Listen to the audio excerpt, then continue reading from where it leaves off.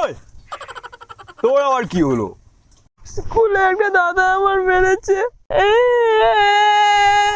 ওই কচি ছাগলের মতো কাঁদে, একটা গল্প বলি শোন।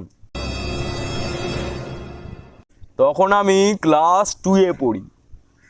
ছটা 6-এর ছেলে আমাকে মারতে এসছে। তারপর মেরেছিল? 4 ঘন্টা বাথরুমে গিয়ে লুকিয়েছিলাম।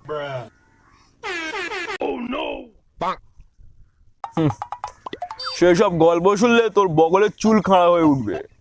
তারপর? তখন আমি স্কুলে ঢুকলে সবাই এক লাইনে হাত জড়ো করে দাঁড়িয়ে যেত। কেন? কারণ তখন প্রেয়ার হতো।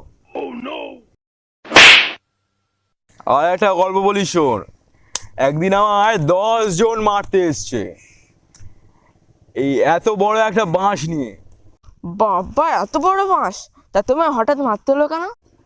কারণ আমি ওদের সবার টিফিন চুরি করে খেয়ে নিয়েছিলাম। ও, তা মেরেছিল? ওদের সেই ক্ষমতা আছে নাকি আমার বাড়ি এসে মারবে? মানে? মানে আমি ওই দিন স্কুলে যাইনি ভয়ে। আর একটা গল্প শোন। থাক। শোন, একদিন তো ক্লাসে স্যার আমায় মারতে এসেছিল। কেন? টিফিন চুরি করেছিলে? তাহলে? স্যারের প্যান্ট খুলে দিয়েছিলাম। তারপর মেরেছিল? ও, স্কুলে যাওনি? ও, তাহলে বাথরুমে লুকিয়েছিলে? তাহলে কোথায় ছিলে? স্যারের প্যান্টের ভিতর। হাট, হাম বড় খোদাগার।